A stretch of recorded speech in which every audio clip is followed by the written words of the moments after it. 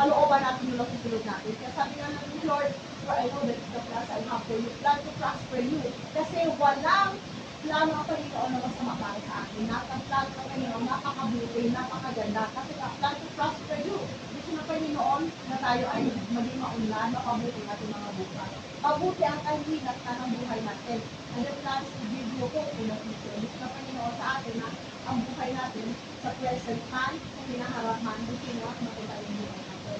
So, ang last certificate natin is my faith. Ang kailangan lang ng palataya natin. Manalig. Move on to our faith. Diba?